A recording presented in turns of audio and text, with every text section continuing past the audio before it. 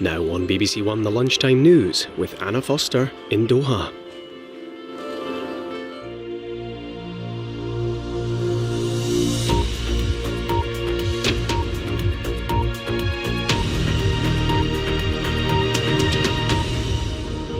Good afternoon. America and Israel have hit key economic targets in the Iranian capital overnight, an airport and oil facilities in Tehran among them. That's all from me for now, but there's plenty more on the BBC News website. The next news here on BBC One is at 5:35. Bye for now.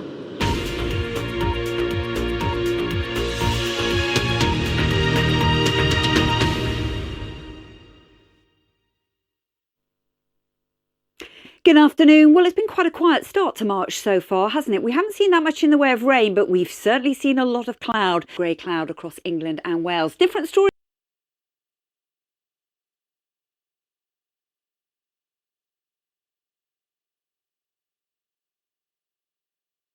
Strong view, I think he has taken the right decisions in the UK national interest.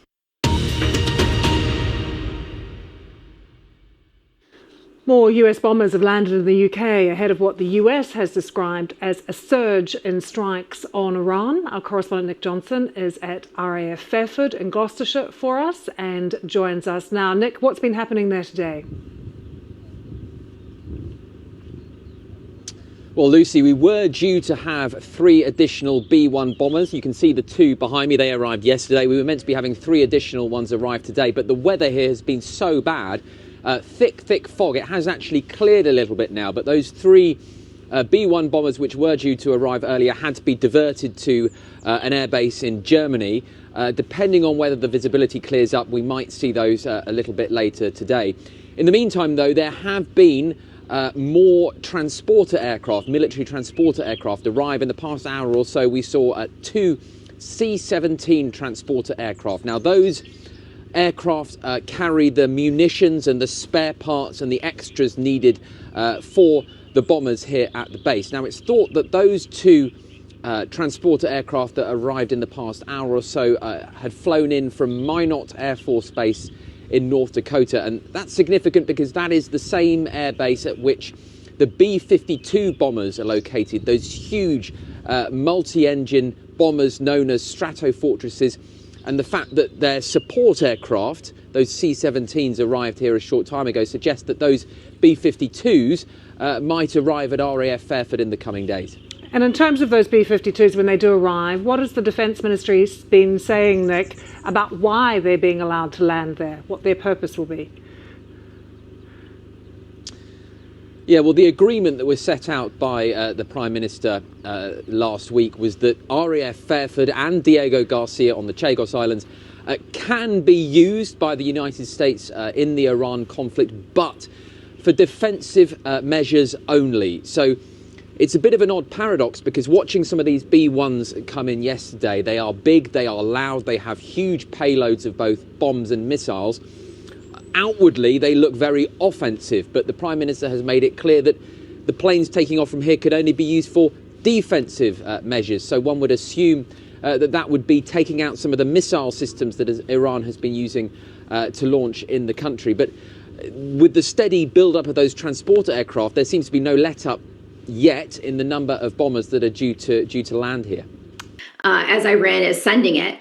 And, to keep up that tempo is going to be challenging. I think the other part of this as well is just simply that because these are cheaper and they can send them in larger numbers, there becomes a point in which you can saturate the defender. And so even if you're able to, intercept 96% of them, even if a few of these are able to get through, they can cause damage. And the reality is because of the numbers is that you're more likely to see some of these actually leak through and cause damage, whether it's to civilian, blocks or to, military sites.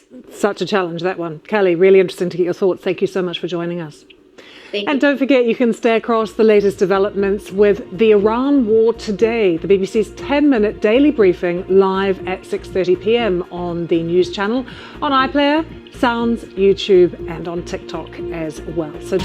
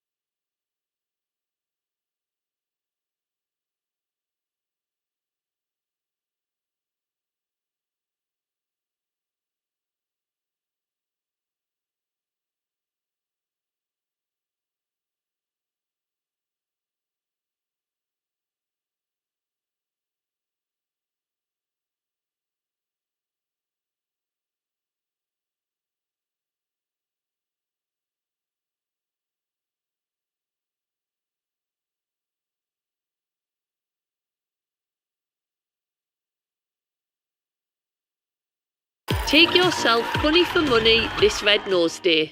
New competition, and we have MasterChef The Professionals. Watch all next week's episodes from Monday on BBC iPlayer. Now on BBC One, the Lunchtime News with Anna Foster in Doha.